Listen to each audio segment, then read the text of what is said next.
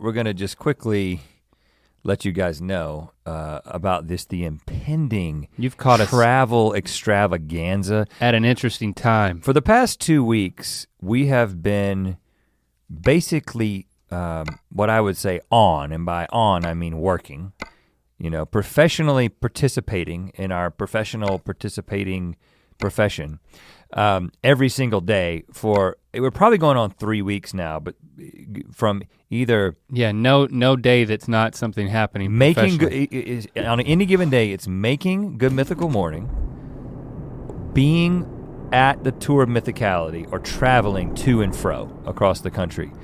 And I know you're on fumes, and I'm on fumes too, man. I can't even say the expression right. I'm running on fumes. I'm very in touch with, we talked about this, how I'm beginning to be in touch with how my brain is just not working that great. I'm very much in need of this holiday break. I'm super excited about just not having specific obligations of the professional variety for a number of weeks. So as we record this, there's a palpable expectation of relaxation, of just letting my brain just sit for a second. But it's not over, because tomorrow. Oh no, it's an expectation, and we're not in it. Yeah, certainly. As we record this again, and I'm not trying to gain any sort of points. No, I'm not complaining. It's just an interesting time to explore. Just to give verbally. You the reality. So, we basically shot the last episode of Good Mythical Morning for the year today. Tomorrow, we get on a plane, we go to Orlando. Friday, we have a show in Orlando. Then we fly to Atlanta. We have 2 shows in Atlanta on Saturday. Then we fly to Durham, North Carolina. We have a show on Sunday night in North Carolina. Homecoming show to wrap up the tour of Mythicality. But then we don't come back home. No. We then fly to New York City for Monday, where we will be on the Tonight Show with Jimmy Fallon. So as of the release of this, if you're listening to this fresh, tonight, we're talking with Mr. Fallon. And then we wake up the next morning, get on a plane again, go across the country back to Los Angeles. Because the plan was, when we did the Durham show, to stay there, because our family would come with us, and then we found out that they have to be in school until the following Friday. So that plane got busted. We have to fly back. We stay home, wait a few days, and then fly all back. We fly all the way back with the fam to North Carolina. So I'm disappointed that our family can't be at our homecoming show. I mean, they've seen the show multiple times, but to be there with family, we're doing a pig picking with family before the show. Will have been fully picked. Yeah, they're not bringing a full hog head on hog. We could. It's not too late for us. By the time you're listening to it, it's done. So you can't help us out there. It's the downward spiral into the holidays. But when you go, it's funny how the year just unravels at me. But in years past, you've gone home. Like, neither of us has a relaxing time. But I do generally stay in the same place. We stay with my sister the whole time that we're there. So I'm going a lot of places, but every night I'm back in the same place. You're typically in multiple places, but isn't that changing this year? I'm typically, over the course of almost 2 weeks, in 7 different places. Quite literally. I've become an itinerant person. And you want to give your best to your family, that's but tough. It is especially tough. At the end of the year, you're just like, I got nothing. They're like, we went out there to Los Angeles and we came to the Yeah, you know what I mean? I think it will, I'm hoping I'm going to have a refreshed attitude towards seeing everybody. Towards people? Yeah, towards people. Towards just, you get together with family, and there's this dynamic, especially now when we only see them in person. Sometimes some of the family members once a year, and this is it. But the thing about those family members is that they're not used to you living in their space. So it's difficult for them too. So it's difficult for everybody, because we should just get a hotel and then we can have a visit experience instead of we're setting up shop with 3 kids. But the thing in is, your house is that both parties feel it's a lot of adjustment. both parties feel an obligation to stay in the home, because as a visitor, you're like, well, I feel like I should want to be here with you, and then you're like, I feel like I should want you to be here with us. Sure. But technically, In practice, if you were in a hotel, both parties would be happier. But Yeah. this is just But out of the way principle. humans work. right. We have to do things that make us unhappy because we're trying to make each other happy. I'm staying in less places. So ironic. Because my sister-in-law and my brother-in-law have a new place that it's bigger and can accommodate our family. So we're gonna stay there longer. But that doesn't mean we're not staying at my in-laws and my mama's house and maybe Nana's house. I don't know. They live pretty far. And then my dad's house, you know, and then he's got another place at the beach, and he's going down there, and it's like, well, how much am I gonna see before you go down to the beach? You know, it's, oh gosh, it's all this stuff. Well, what if it was like an Uncle Randy? Is it Uncle Randy in Christmas Vacation? Is that what it is? Don't ask me. Randy Quaid plays Uncle. Somebody look that up. I don't know why I'm not remembering it, but he has an RV. What if we had RVs that Tight quarters in just an RV, stayed, even with your fam. stayed in North You're Carolina? like immediate family. That's tough. No, but then you just like, I'll be out in the RV. I remember, you know, he's always talking about how he's going to be out in the RV. You know, But then, I understand. but the one thing that is different besides staying with my sister-in-law in her house now is, did I tell you that my dad called and said, we made a decision. Did I talk about this on Good Mythical Morning? I can't remember. We made a decision this year. I just want to let you know, I talked to your Aunt TC. We're not giving gifts to each other this year. We made a decision. And Cousin Eddie is what Nikki is saying. Yes, Cousin Eddie. Yeah. I'm not familiar with the movie. I'm familiar with the movie, I just haven't seen the movie. You haven't I'm seen sorry. Christmas Vacation? I do. Watch it I with your know. family. No, seriously. It's a great thing to watch with your family. Is there totally. nudity? There's usually like toplessness in those 80s vacation movies. I don't think so. I think that's the first Vacation. First Vacation. Christy Brinkley. But I don't even think it's actual nudity. Well, it's not shown, but it's implied. It would be very awkward. It's just anatomy. But I think Kids will get Christmas Vacation. I mean, they sucked on the things. What's the problem with seeing something? I don't understand. But anyway, you want me to answer that? but Christmas Vacation is great. You watch it with your family. I watched it with my family. I don't remember. Well, I'm ashamed to say I've been so busy we haven't even watched the greatest movie of all time for any time of year and any time of Earth in the history of movies. No. Elf. It's the greatest Best movie. The greatest Christmas. It's my favorite movie of all time. It wasn't until you started like perfect. But now that you're perfect, it's my number one. You said that before. It's my number one. It's never been my number one until right now. It's a great movie. It's the I'm best tired of Christmas. it. I'm tired of you dogging me. It's not the best movie. I love the movie, but to say it's the best movie of all time, It isn't perfect. It just means you haven't seen the movies. But you're gonna watch that. You should also do it. So we're not buying Do it. Christmas gifts for each other. Double feature. But we are still gonna get them for the kids. That's my dad talking. Oh, that's And you know, because there's like not for the adults. It's like, yeah, because what my dad said, you anyway? all we're gonna do is exchange money. I'm gonna give you money, you're gonna give me money. And I'm like, Dad, Jesus. And I get off the phone and I tell Kristen, like, we got big news.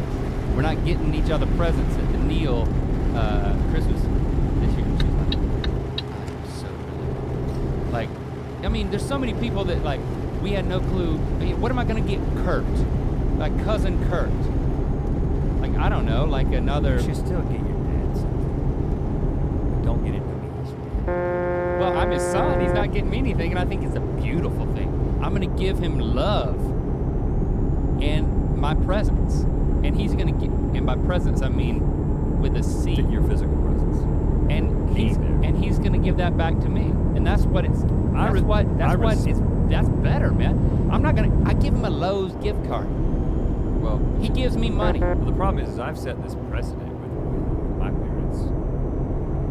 Like last year, we got like a night at a really nice bed and breakfast, and that's got an amazing restaurant attached to it. And it's like a night at this restaurant, a night at this bed and breakfast, and then this restaurant, and we kind of went all out. And it's like, but now once you do that, once you dip that deep, you got to dip that deep forever. Did they go to it? They loved it. Did they give you details? They called me and texted me while they were there. Oh, good. Are you trying to make it seem like you don't think they went? No, it's a place that we knew that they loved. Okay, good. They had been. We spent our first anniversary there. I think that's great. I guess I don't love getting gifts because I have this psychological thing about how much did this cost? How much? I get tripped up with a lot of the gifts, and it's just not my love language. So if everyone agrees, yeah, I mean, if he initiated, especially when it's like now it's you enjoy seeing the kids open presents, but we just want to be together and catch up. We only see each other once, twice a year now, so to relegate that to my dad trying on a button-up shirt that's way too big and then saying this shirt's way too big. Is the receipt in here? Because my dad does not pull any punches. Well, getting people clothes is always a mistake unless you know that specifically their size and the brand. Yeah, so we're gonna get through this weekend and stuff. It's gonna be great wrap up to the tour Mythicality, which was a tremendously positive experience, meeting so many mythical beasts and seeing so many faces in person. We would do the tour, we would do the show, then we would have a Q&A, and it's just very valuable. It's a experience for us to feel connected. But now that we've done that, okay. Well, and I think I'm gonna go holiday it. And also, it's the kind of thing that I think I would feel differently about. It's been great while we're in the midst of it, but I would feel differently about it if it was the only thing that we were doing for we took a month and we did this thing. Yeah. I think it's the mixing of so many different things that makes it difficult to keep up with. But let's transition to the rabbit hole. Before that, for those of you who have not agreed with your family members that you're not gonna give gifts to each other, we have the perfect holiday gift. For anyone. Yes, you may think we're nuts, and we are a little bit. We have developed a fragrance, Mythical number 9, comes in this handy dandy black and sparkling cologne-y, perfumey looking thing.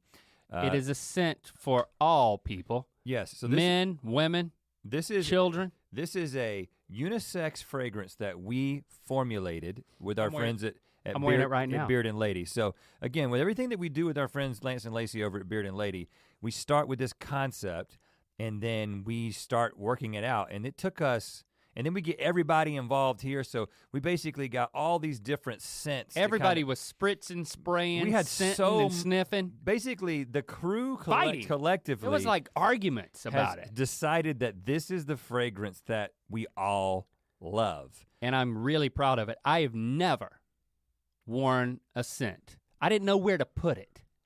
Well, you can put it anywhere you want. Put it everywhere. Except your eyes or your mouth or your nose. Does it say that on there? Put it everywhere except your eyes, your mouth, and your nose. Put it everywhere except an orifice. We should have written that on there. There is a note from us on the back that I'm not gonna read because I want you to read it when you buy it.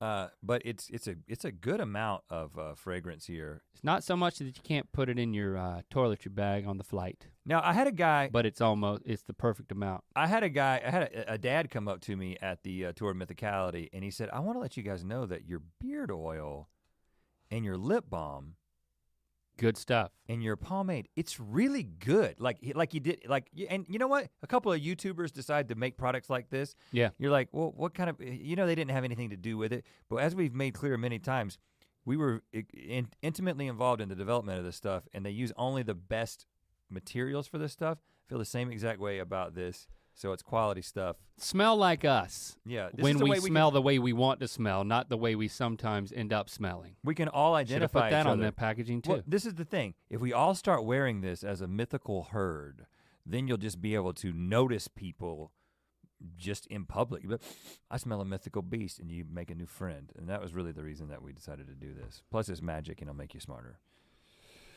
Did I say that last part out loud? What, the magic and smarter part? Yeah. No. Okay, You didn't. good. I didn't hear it. All right, you ready to go Mythical.store. Mythical.store, you ready to go down the rabbit hole? Yeah, do it. I'm gonna touch it, but you pick it up. This is risky, guys. So this is a fan prompt, right? That's where we get these. We get these from the mythical beasts themselves, and then we're just gonna follow. Do we have a backup if we think this sucks? Okay. Yeah, of course they know that. They know us well enough. Thank you. This comes from Joshua.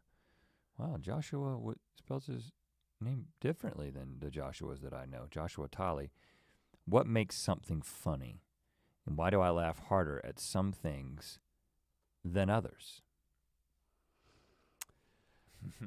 Wow, this is pretty interesting. Were you involved in this conversation recently that we were having about this very thing? Well, I know I don't think so recently, but I did some reading on the subject about 9 months ago, and I think we talked about that maybe as an episode of GMM, so which means it could have been 2 years ago. It runs together. But are you saying you were talking to someone about what makes something? Maybe I was there. I don't remember though. What was the nature of the conversation? It was me and Mike talking about this. Our friend Mike, our intellectual friend Mike. Oh yeah.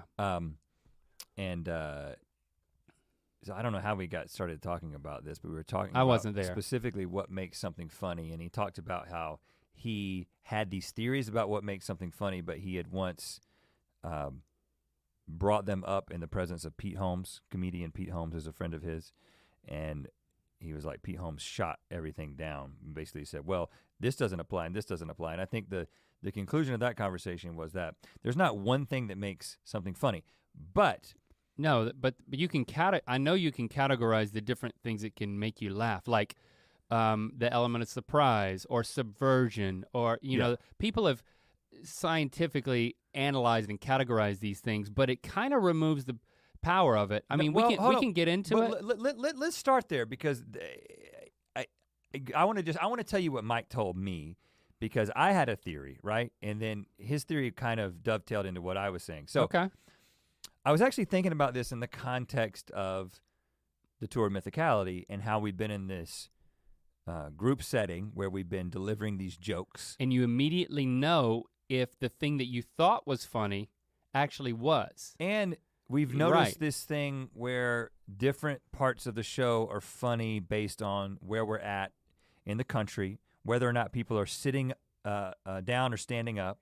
So some venues, everybody's seated, and some venues, everyone's on the floor standing up, and then there's like a balcony. List any variable, and it is a viable contributor to whether something is found funny or not. Lighting, temperature. Temperature is a big one. If people are general comfort. Too hot, too cold, whatever. Expectations. But one of the things I was thinking about, one of the things that we've kind of hung our hat on, just as a comedic device, and we've done this, and you see this in so many of the things that we do, is that we start in a place that's relatable. Like, so we bring you in and get you hooked on something that's relatable, and then we subvert that thing that's relatable, and there's an element of surprise or subversion that then kind of makes you laugh. And you'll see that is a pattern that we follow in a lot of the jokes that we write and a lot of the concepts that we have in like Buddy System, but even Good Mythical Morning. So I was talking with Mike about this, and I said that I feel like there is something in a laugh that is a non-lingual vocalization of me saying, I relate to this, and then if I hear you laughing at the same thing, you're like, I relate to this. It kind of goes back to the whole first chapter of the Book of Mythicality, where we kind of, we connected in our senses of humor, and it was just like, it's a way to say that like, I just observed something and I have a vocalization that I can make that is almost bypasses the language parts of my brain, which I'm gonna get back to Mike's super intellectual analysis of this in a second, because this is exactly what he said. that lets you know that I kind of get and understand something and relate to something in a way that moves me to laughter. And then you can also do that. You know, so it's the same, and this is one of the reasons that like, you know, like when you get something, you get a joke and you kind of, you reach over and you kind of nudge somebody. Laughter is coming from the same part of the brain in my estimation. And this is just one kind of laughter, relational laughter, we'll call that. But Mike, I was talking to Mike about this and he said, well, interestingly, there's been some research done and this is also kind of his theory. I don't know how much is his theory and how much he's read, but he was just telling me about it. But he's a smart dude, so it could be a lot from him. But he was talking about how before humans could actually use words, so there was some point where we developed the ability to speak, but before that we just were making vocalizations. So you got your like caveman grunt sort of situation, like and so you kind of know like, oh, I'm happy, oh. I'm hungry. You observe chimpanzees and they're gonna be making these types of vocalizations. Well, he said there's a situation where, and I wish he was here to explain this, but there's a situation in which you've got somebody who's walking in the night and you're walking outside and then another primate kind of comes up to you and you surprise each other at the same time, and you instead of there's no language. You're not speaking language, but you want to be able to do something or defend to keep yourself from getting attacked and to say I'm friendly. And so you surprise somebody and it's like that is a completely disarming thing that immediately you recognize a friend and not a foe. Now I didn't do a good job of explaining that, but there's and again, that's where it kind of comes from, this relational place. So I think that one aspect of what makes something funny is you're basically just saying, yes, I have that exact perspective on that thing. I totally get this. I remember, you remember when we used to watch like Sinbad, when you remember this comedian Sinbad? Well, yeah. And he would be like doing his like Apollo set or whatever.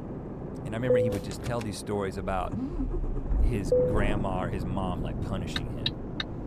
And as kids who were being disciplined by our parents, I would watch that and I would laugh my butt off because I was also being disciplined by my parents in ways that were very relatable to what he was saying. Uh-huh. And so the way I would kind of just recognize that is by just laughing my butt off, man. So I think that's one aspect of it. That is just like it's a defense mechanism. It's an evolutionary, that's the evolutionary explanation that it comes from a defense mechanism. Well, that kind of takes some of the joy out of it. Well, good luck with doing anything, digging into anything scientifically. And if you dig into the origins of love scientifically, you're going to become disenchanted pretty quickly. But that doesn't mean that it's any less meaningful. It just means that there's a natural explanation for it. It is very meaningful whenever you can, without saying a word at all, you can express like utter agreement. Like it's so pure because you can fake it, but it's fake. Like when it's not fake and you're laughing with somebody, like you said, that's what solidified our friendship, was that we laughed at the same things. It's that moment where, you know, when you're really having an honest reaction of joy, you know, it's like, it's a beautiful thing. But what about when you're laughing at something that is, so what is it? Well, if someone else is also laughing at it, then it's okay. Well, is it Schadenfreude? No. Is that the word where you're laughing at someone else's misfortune? So that's a different thing, right? So that, but again, there's definitely some sort of deeper explanation that's in our genetics, but that could be a situation where there's some adaptive advantage to the fact that me and you see some dude do something and we kind of team up and laugh at him. We're separating ourselves from somebody who's screwed up, right? Which seems like a horrible thing, but ultimately the reason that you have a tendency to do that is because there's some adaptive advantage to sort of teaming up against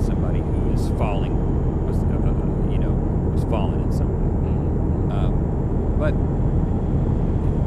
specifically that whole laughing at somebody's misfortune, I kind of go back to my, like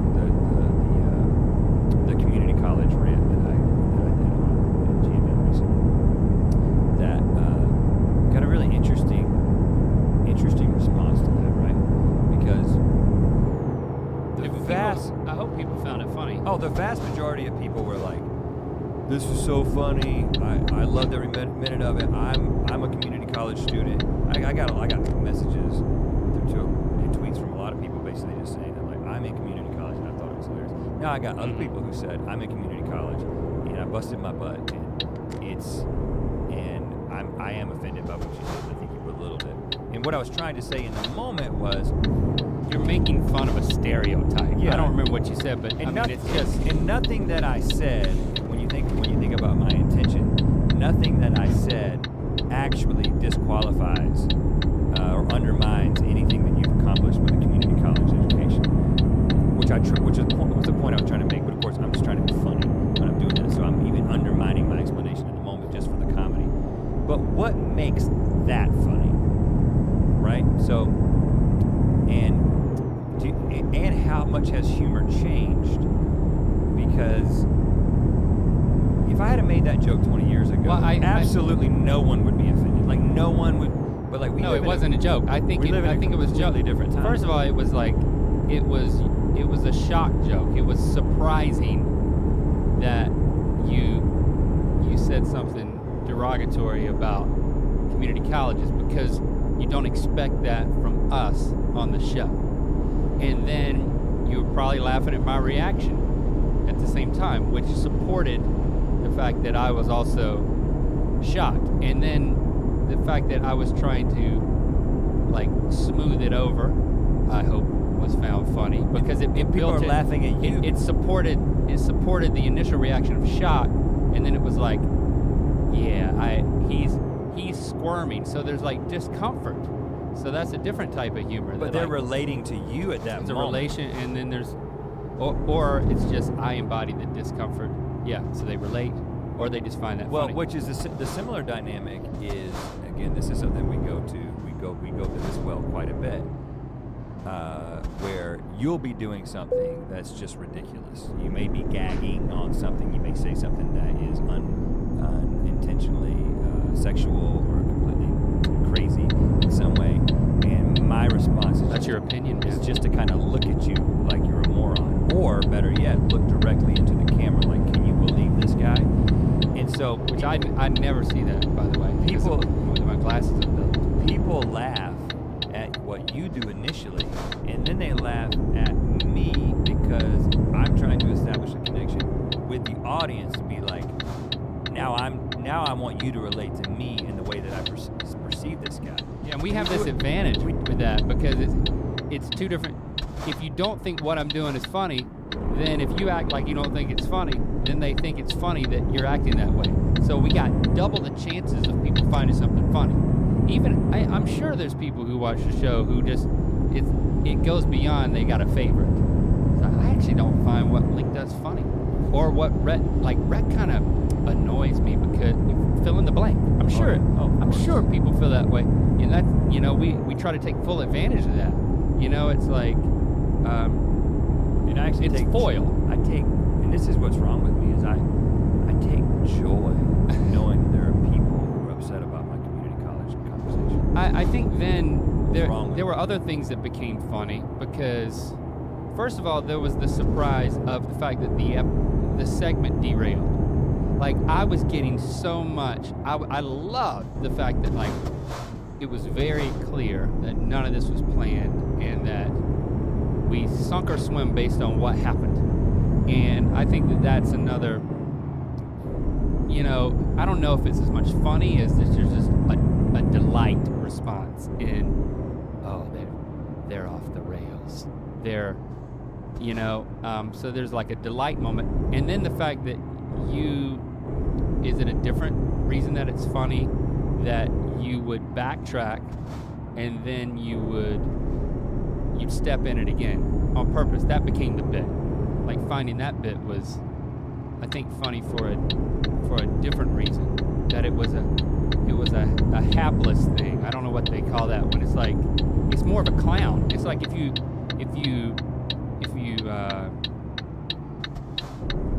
bring that down to its essence at that moment where you started stepping in your own poop, it was like a clown. It was misfortune. And it was a throwback, which is just so. You mean a runner? Yeah, but going back to it, which is, but it's so crazy because. But none of this. I think the beauty of all of it is that nobody you can't define needs to understand. It's fun to talk about it. I'm not making a point that we shouldn't talk about this. I am just saying that the beautiful thing is that it's so instinctual. I think that's where you enjoyed talking about the evolutionary origins of it, is that, it feels like magic, that all of a sudden something burps out of you because you're reacting honestly to something with delight. Like, it's just an amazing moment that, like, you don't, like, the intricacies that we just broke down why we thought that was funny, and it didn't make it funnier. Well, and we're just, and that's the beautiful thing. We're just scratching the surface, and we could be wrong, Well, I mean, but my point is, whether we're right or wrong, when you laugh, when you smile, when you, like, that deep belly laugh that happens, that, like, if you did one of those a day, you would live 10 years longer. You're adding life to yourself. Unless you get hit by a car or fall off a cliff or something. But, like, you're creating longevity with those belly laughs, and it's not something that you can place yourself in a position to do that, but you can't fake it. It's just something that happens.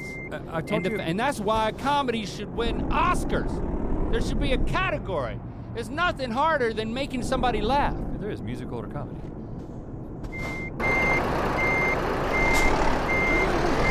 Well, hold on. No, they don't have a best actor in a comedy. Is that what it is? There's an Oscar thing they don't have that recognize comedies. Well, they don't have, like, funniest actor. They don't have that. But they have best musical or comedy. They put it together. Well, I'll put it this way then. I think that comedy should be up for best picture, and they should be legit comedies. I do think that it's, there's difficult. It's difficult to do lots of things. It's hard to scare people. Well, a lot of people do it though. The way that we think about, like, the energy that goes into it. So I guess I'm biased because I try to do it.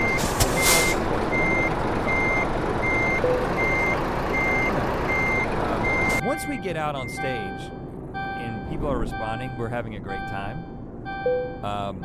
But there are moments, especially on the show, the days that we do 2 shows, where after the first show, I'm like, I kind of would rather not do this next show. If it was just up to me, I would just go to my hotel room and go to sleep. And we talked about how if I was just a musician, if that was all we did, and it wasn't funny songs, it was just songs, there's a way to kind of get lost in the music, witnessing it.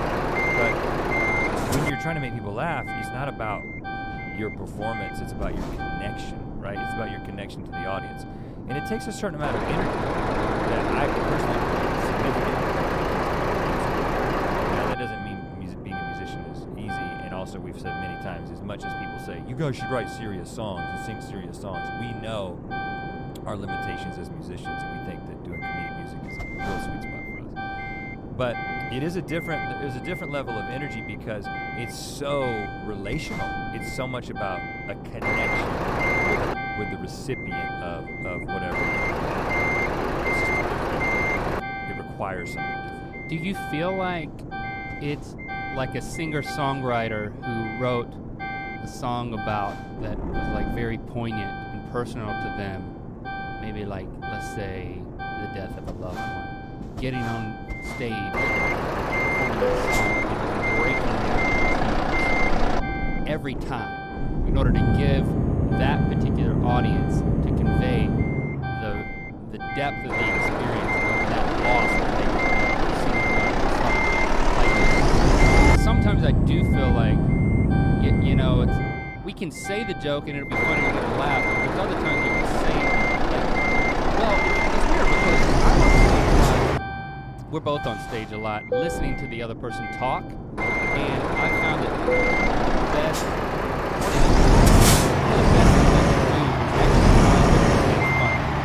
We haven't talked about this, so I'm curious to what you think.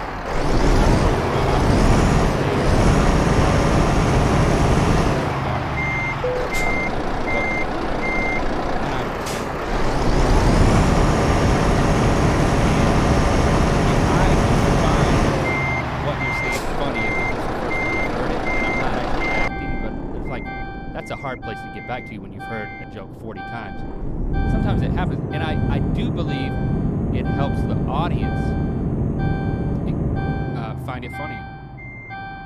What are you doing when I'm I'm in the dark. not those moments? Well, that's the show.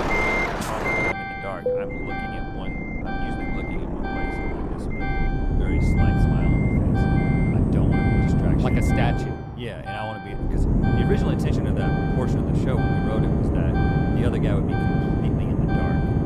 And in some venues, we are completely in the dark, but there's other venues where the lighting and bounces off certain people. Yeah, basically just see us. I can look down there and see it. Especially the part where we're talking about each other. Yeah. Now all eyes go to me when you talk about me and vice versa. And at those moments, I kind of just pick my smile up a little. But you don't look at me? But What about when I do? when the lights are up and we're next to each other, yeah, I'm engaged with it, and there's I saw somebody tweet. One of the great things about somebody was tweeting about what happened in Minneapolis or Chicago. I don't know which show it was. Maybe it was Chicago. When you're the sweater, you took the sweater off. Yeah.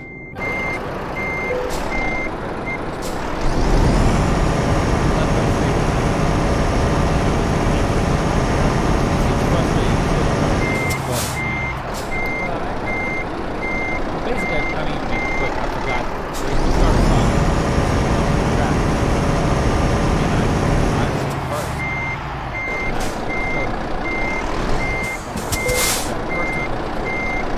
And it was because I stopped the song. Before I totally blanked on the song because I was thinking about whether I should be wearing this sweater while singing this song. You wore like your big Mr. Rogers sweater. And it was Mr. Rogers singing about like an R&B song, and I just felt weird about it. To the point that I totally blanked on the lyrics. And we discussed this on stage. But you took it off. You stopped the song. I restarted this. And then at the end of that song, we have this thing where we're like facing each other and whispering to each other on stage. And then you've got the sweater, and I was pushing the sweater away with my foot. And then you were upset with me. This is all obviously just for show. And then I picked it up and I grabbed you. I was upset because you were making my sweater dirty. Yeah, and I put it around your neck and like trying to make you bow like I was leading you like a horse. And I saw somebody tweet.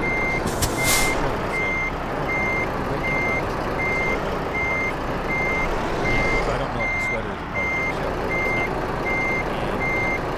Just never wear the sweater again. But and I knew we could never recreate that moment, or I would do the sweater every time. But what you're kind of not honest talking enough. about is there are things that are everyone who's there knows that were written. Like I know that they're telling a story that they knew about ahead of time. But then there's Link just said something in the middle of Rhett's story, or vice versa, and now they're riffing on something.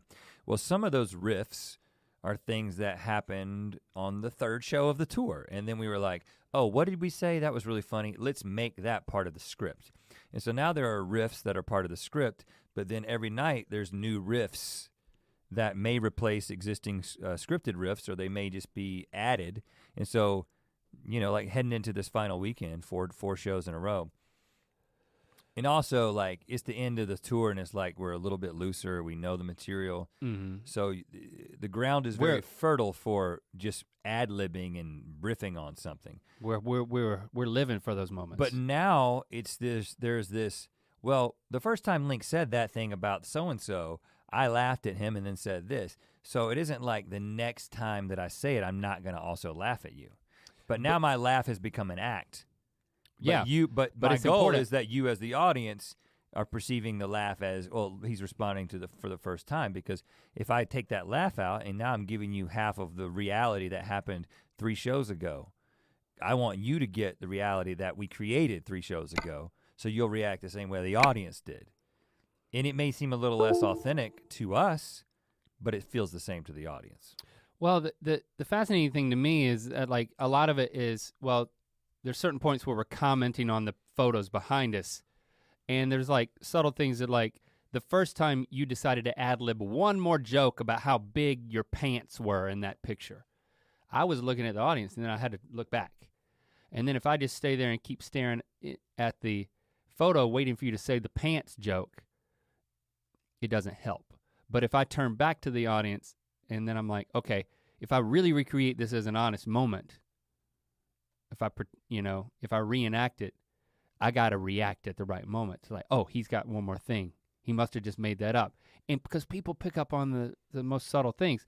And I think that's one of the things I enjoyed about the show, doing the tour the most, is that you realize the psychology of what makes something funny. It's not just the words coming out of your mouth, it's every single thing. And you can, and the cool thing about it is you can fine tune it, right? So